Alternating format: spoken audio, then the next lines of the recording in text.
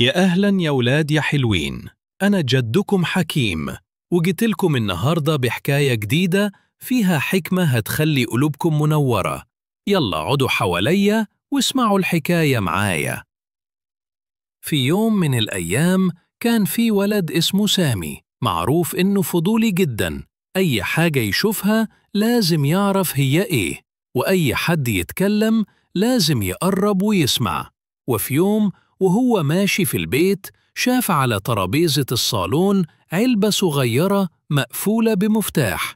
عينه لمعت وقال: يا ترى إيه اللي جوه؟ لازم أفتحها وأشوف. فضل سامي يدور على المفتاح في كل مكان لحد ما وجد في درج المكتب. فتح العلبة بسرعة، لكن فجأة طلع منها غبار ملون اتناثر في الجو وخلى سامي يعطس جامد ويكح. دخل باباه وقال له: سامي، دي كانت علبة فيها بودرة لتنظيف الكاميرا.